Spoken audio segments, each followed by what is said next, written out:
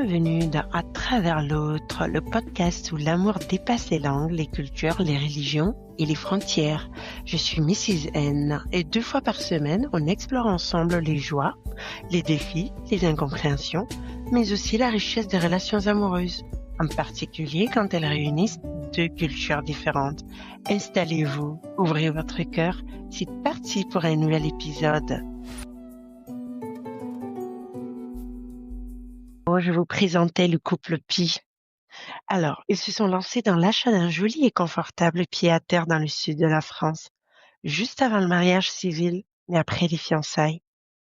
La maman de Monsieur Pi a donc décidé de venir leur rendre une petite visite. Elle avait déjà eu l'occasion de rencontrer Madame Pi, puisque son fils et Madame Pi s'étaient fiancés justement lors d'un voyage dans le pays natal de Monsieur Pi. Mais là, c'était différent. Les choses devenaient très sérieuses.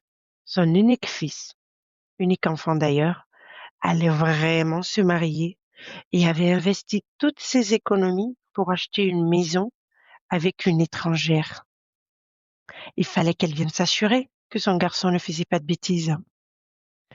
Ce qu'on ferait toutes en tant que maman finalement.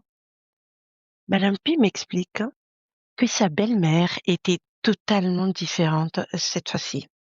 La première fois où elle s'était vue, elle était avenante et si douce.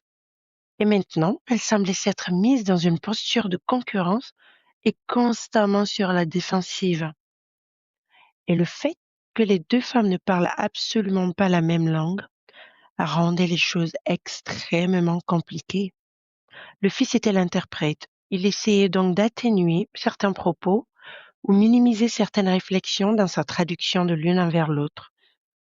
Sauf que malheureusement ou heureusement, les attitudes, les mimiques et les mots n'ont pas besoin d'être traduites. Belle-mère Pi était devenue la police de la maison.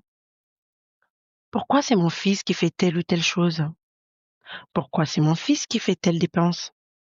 Pourquoi mon fils doit porter ton sac quand tu marches? Mon fils ne supporte pas la clim le soir. Il va tomber malade, enfin, éteins cette clim. Enfin, je ne sais pas ce que vous mangez en Afrique, mais mon fils n'a pas été élevé avec ces nourritures. Vous savez, mon fils aime les femmes naturelles, pas les africaines avec les perruques, etc., etc. Et à chaque fois que Madame Pi attendait un soutien de son mari, celui-ci se cachait derrière sa mère. Elle a découvert un garçon qui n'a rien à voir avec l'homme qu'elle s'apprêtait à épouser. Un garçon que sa mère surprotégeait et qui ne comprenait pas pourquoi sa belle-fille ne faisait pas pareil avec son mari. Au-delà des repas dits non adaptés à l'estomac de messieurs, belle-mère Pi n'était pas très en phase avec le fait que Madame Pi recevait beaucoup d'Africains chez son fils. Et par beaucoup, entendait une amie et sa famille qui venaient passer la journée avec eux de temps en temps. Ce qui amena Madame Pi à se demander si sa belle-mère savait que la maison lui appartenait autant qu'à son fils. Bref, énormément d'a priori, de clichés sur l'Afrique durant ce séjour de belle-mère Pi, que Monsieur Pi n'a pas su contrebalancer et surtout n'a pas su rassurer aussi bien sa future femme que sa mère. Monsieur Pi, qui n'est absolument pas pratiquant, s'est mis d'un seul coup à pratiquer sa foi chrétienne, parce que cela dérangeait énormément belle-mère Pi que sa future belle-fille ne soit pas catholique, et avait peur donc pour ses futurs petits-enfants. Après quelques semaines, belle-mère Pi est rentrée chez elle, promettant de revenir le plus tôt et le plus souvent possible. Et du côté de la famille de Madame Pi, vous me demanderiez, comment était perçu Monsieur Pi? Écoutez, c'est simple. Les parents de Madame Pi ne connaissent pour le moment Monsieur Pi que via les appels vidéo. Le seul membre de la famille de Madame Pi qui connaisse Monsieur Pi est un de ses oncles qui vit dans un pays voisin de la France et qui souhaite vivement que Monsieur Pi se convertisse en islam, puisque oui, Madame Pi est musulmane, et que ce dernier submerge la messagerie de Monsieur Pi par des rappels islamiques. Après le problème culturel s'avance donc maintenant le problème religieux. Bref, aujourd'hui, Madame Pi est en énorme réflexion. Elle est sur le point de mettre un terme à tout ceci, parce que la venue de sa belle-mère a dévoilé une situation qu'elle avait minimisée ou se croyait prête à affronter. Et Monsieur Pi a été clair, il ne changerait pas de religion, même pour elle.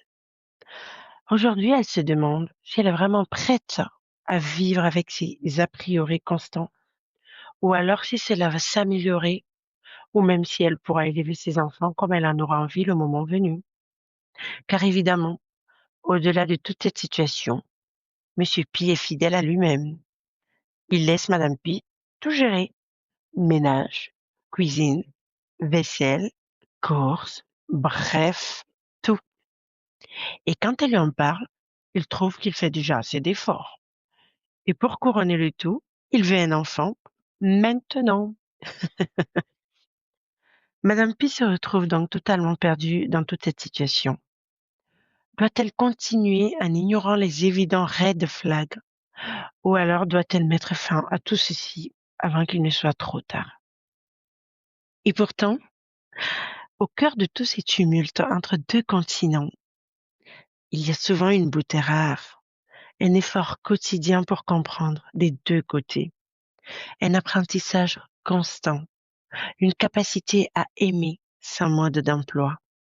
Ce genre d'amour oblige à désapprendre, à ne pas juger trop vite, à poser des questions simples comme comment pouvons-nous vivre non côte à côte mais en symbiose alors que nous avons deux religions, deux cultures et deux visions très différentes.